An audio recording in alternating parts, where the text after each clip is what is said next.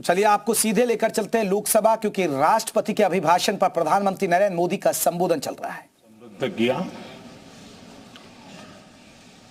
कई माननीय अनुभवी सांसदों ने भी अपने विचार प्रकट किए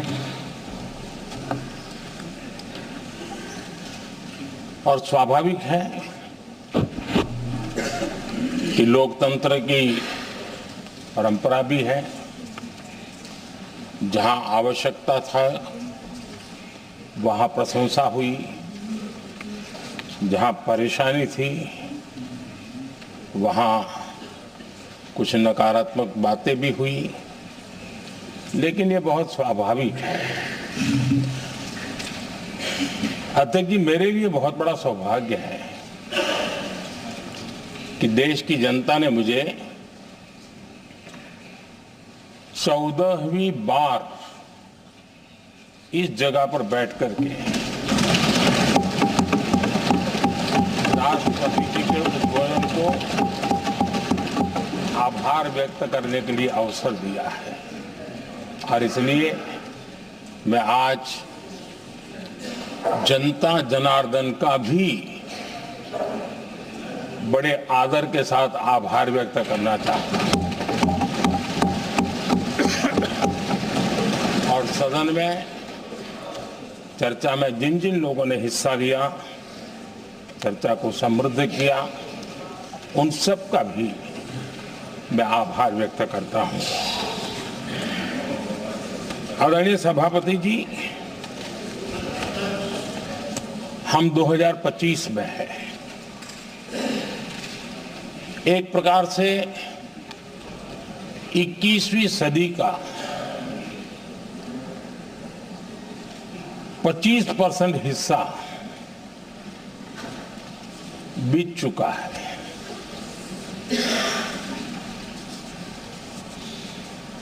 समय तय करेगा 20वीं सदी के आजादी के बाद और 21वीं सदी के प्रथम 25 साल में क्या हुआ, कैसा हुआ।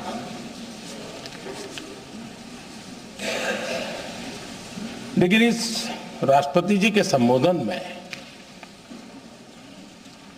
अगर हम बारीकी इसको अध्ययन करेंगे तो ये साफ नजर आता है कि उन्होंने देश के सामने भविष्य के 25 वर्ष और विकसित भारत के लिए एक नया विश्वास जगाने वाली बात,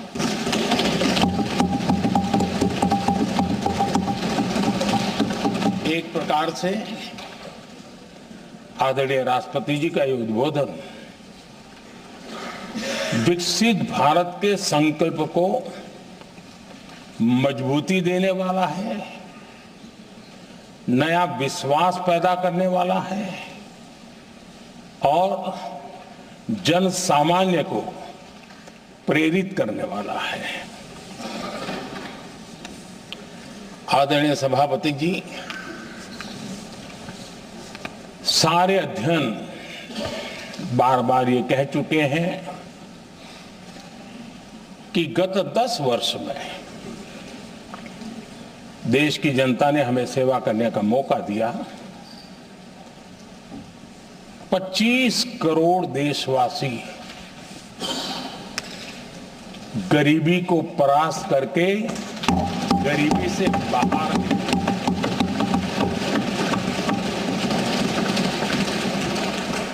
आदरणीय सभापति जी, 5 दशक तक गरीबी हटाओ के नारे सुने हो और अब 25 करोड़ गरीब गरीबी को परास्त करके बाहर निकले। ऐसे ही नहीं,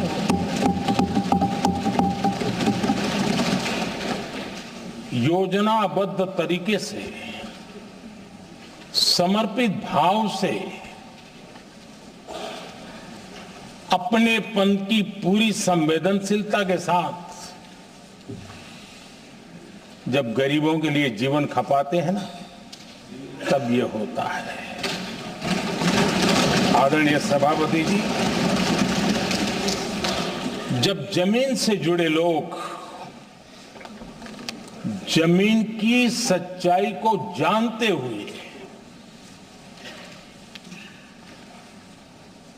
जमीन पर जीवन खपाते हैं, तब जमीन पर बदलाव निश्चित होके रहता है।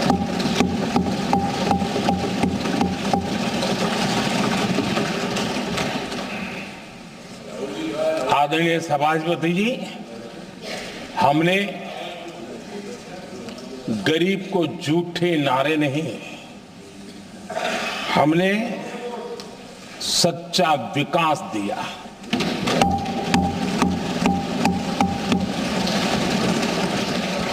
गरीब का दुख, सामान्य मानवी की तकलीफ, मिडिल क्लास के सपने ऐसे ही नहीं समझे जाते हैं। आदरणीय सभापति जी, इसके लिए एक जज्बा चाहिए।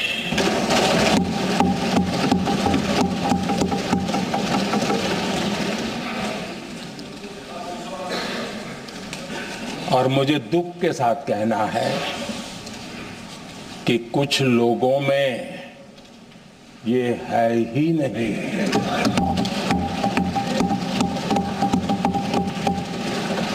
आदरणीय सभापति जी, बारिश के दिनों में कच्ची छत, फुसकी, प्लास्टिक की चादर वाली छत, उससे नीचे जीवन गुजारना कितना मुश्किल होता है। पल पल सपने रौंद दिए जाते हैं, ऐसे पल होते हैं, ये हर कोई नहीं समझ सकता। आदरणीय सभापति जी, अब तक गरीबों को 4 करोड़ घर मिले हैं।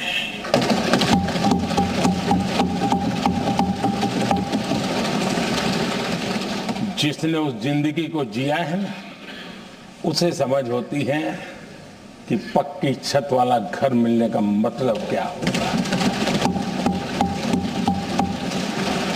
आदरणीय सभापति जी, एक महिला जब खुले में शौच जाने के लिए मजबूर हो जाती है, वो या तो सूर्योदय के पहले या सूर्यास्त के बाद, कठिनाइयों के झेलने के बाद इस छोटा सा अपना नित्य कर्म करने के लिए निकल सकती है। तब उसे क्या तकलीफ होती थी, ऐसे लोग समझ नहीं सकते। आदरणीय सभापति जी, हमने 12 करोड़ से ज्यादा शौचालय बनाकर बहनों बेटियों की मुश्किलें दूर की।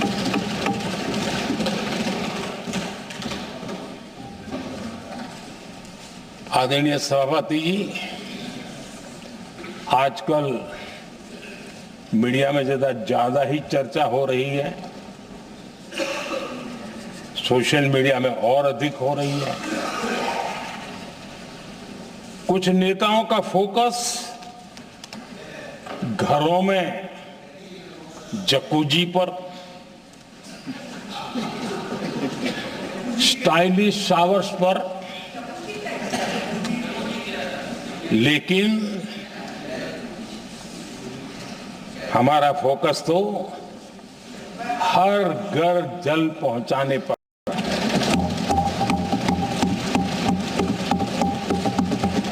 आजादी के 75 साल के बाद देश में 75% करीब करीब 16 करोड़ से भी ज्यादा घरों के पास जल का करने के लिए नल का कनेक्शन नहीं था। हमारी सरकार ने 5 साल में 12 करोड़ परिवारों को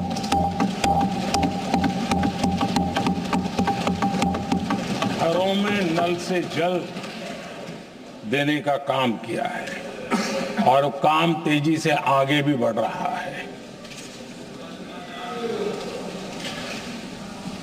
आदरणीय सभापति जी, हमने गरीबों के लिए इतना काम किया और इसके कारण आदरणीय राष्ट्रपति जी ने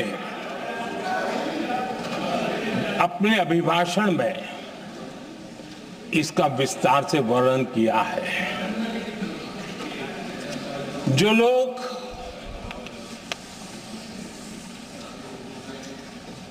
गरीबों की झोंपड़ियों में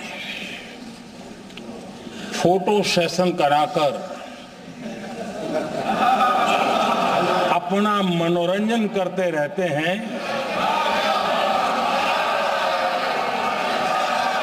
उन्हें संसद में गरीबों की बात बोरिंग ही लगेगी।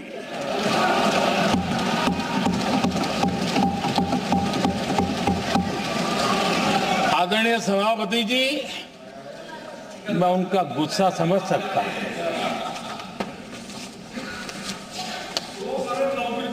आदरणीय सभापति जी,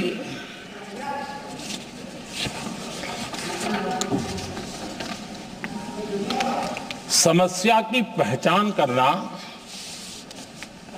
एक बात है, लेकिन अगर जिम्मेवारी है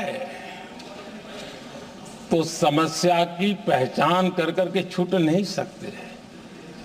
उसके समाधान के लिए समर्पित भाव से प्रयास करना होता है।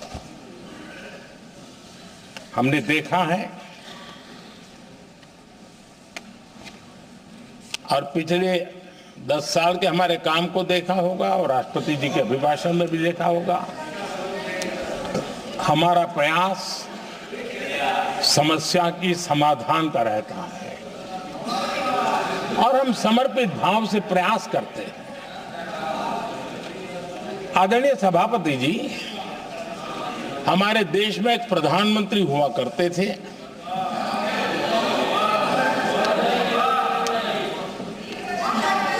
उनको मिस्टर क्लीन करने कहने की एक फैशन हो गई थी।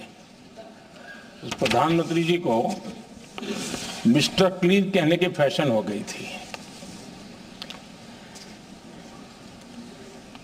उन्होंने एक समस्या को पहचाना था और उन्होंने कहा था कि दिल्ली से 1 रुपया निकलता है तो गांव में 15 पैसा पहुंचता है। अब उस समय तो पंचायत से लेकर पार्लियामेंट तक एक ही पार्टी का राज था। पंचायत से पार्लियामेंट तक एक ही पार्टी का राज था और उस समय उन्होंने सार्वजनिक रूप से कहा था कि 1 रुपया निकलता है 15 पैसा पहुंचता है। बहुत गजब की हाथ सफाई थी।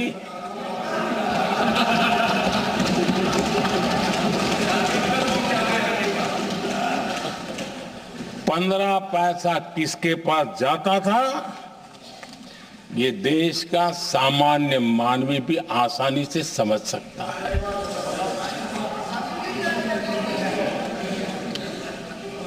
आदरणीय सभापति जी, देश ने हमें अवसर दिया, हमने समाधान खोजने का प्रयास किया। हमारा मॉडल है बचत भी विकास भी। जनता का पैसा जनता के लिए। हमने जनधन, आधार, मोबाइल की जेम ट्रिनिटी बनाई और डीबीटी से डायरेक्ट बेनिफिट ट्रांसफर ये देना शुरू किया। आदरणीय सभापति जी, हमारे कार्यकाल में हमने 40 लाख करोड़ रुपया सीधा जनता जनार्दन के खाते में जमा किया। आदरणीय सभापति जी, इस देश का दुर्भाग्य देखिए, सरकारें कैसी चलाई गई, किसके लिए चलाई गई। माननीय सदस्य, मैं सबसे आपसे आग्रह कर रहा हूं, आप सदन की गरिमा बनाए रखें। बैठे बैठे कोई माननीय सदस्य टिप्पणी नहीं करे, उचित नहीं है, ये गलत तरीका है आपका। ये सदन की मर्यादा नहीं है आपकी। आप प्रोटेक्ट करना चाहते हो उनको इस तरीके से, गलत तरीका, ये गलत तरीका है। आप बैठे बैठे टिप्पणी करना चाहते हैं।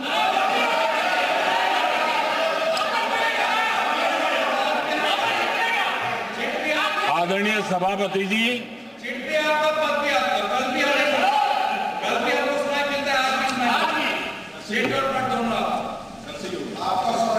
जब ज्यादा बुखार चढ़ जाता है तब लोग कुछ भी बोलते हैं, लेकिन इसके साथ साथ ज्यादा हताशा निराशा फैल जाती है तब भी बहुत कुछ बोलते हैं।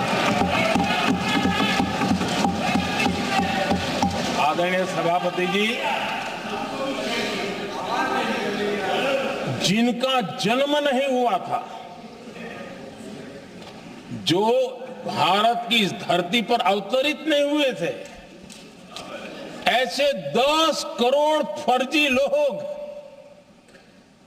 सरकारी खजाने से अलग अलग योजनाओं का फायदा ले रहे थे। आदरणीय सभापति जी, सही को अन्याय न हो इसलिए राजनीतिक फायदा नुकसान की परवाह किए बिना हमने इन 10 करोड़ फर्जी नामों को हटाया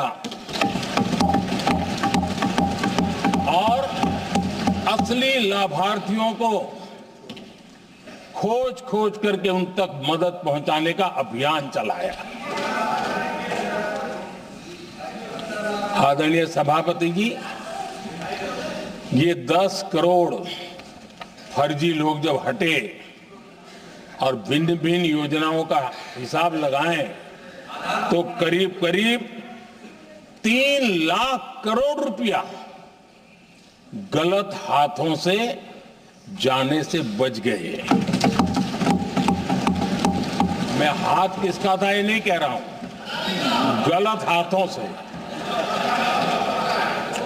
आदरणीय सभापति जी,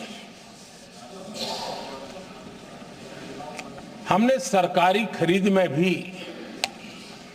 टेक्नोलॉजी का भरपूर उपयोग किया, ट्रांसपेरेंसी लाए और जेम पोर्टल, जो आज राज्य सरकारें भी उसका उपयोग कर रही है, जेम पोर्टल से जो खरीदी हुई उससे आमतौर पर जो खरीदी होती है उससे कम पैसों में खरीदी हुई और सरकार के 1,15,000 करोड़ रुपए की बचत हुई।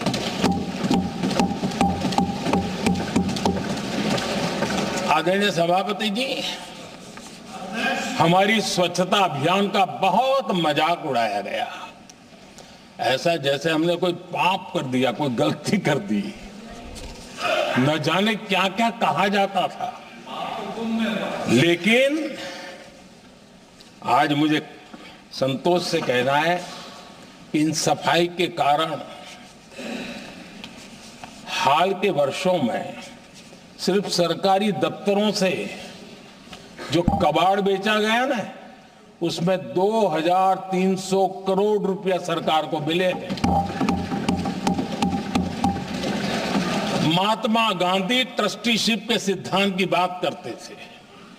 वो कहते थे कि हम ट्रस्टी हैं, ये संपत्ति जनता जनार्दन की है और इसलिए हम पाई पाई को एक ट्रस्टीशिप के सिद्धांत के आधार पर बचाने की और सही जगह पे उपयोग करने का प्रयास करते हैं। और तब जाकर के स्वच्छता अभियान से कबाड़ बेचकर 2300 करोड़ रुपया देश की सरकार के खजाने में आ रहा है।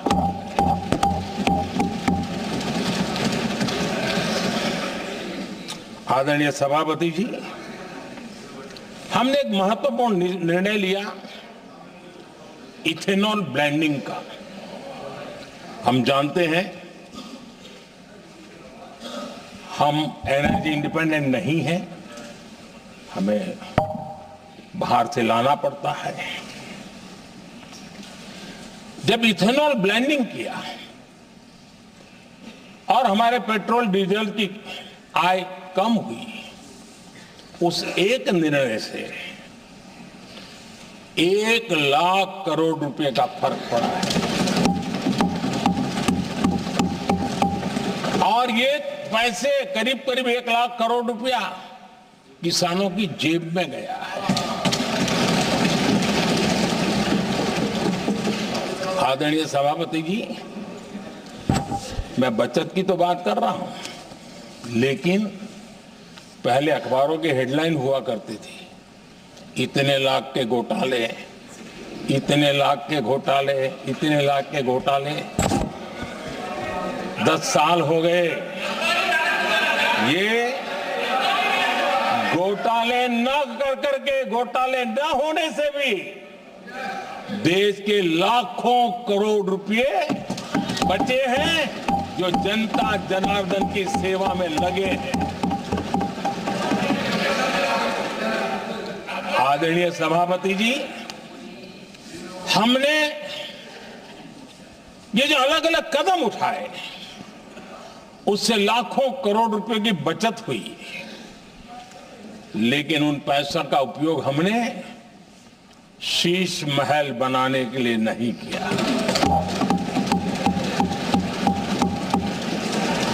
इसका उपयोग हमने देश बनाने के लिए किया है। इंफ्रास्ट्रक्चर का बजट 10 साल पहले 1,80,000 करोड़ था, हमारे आने से पहले।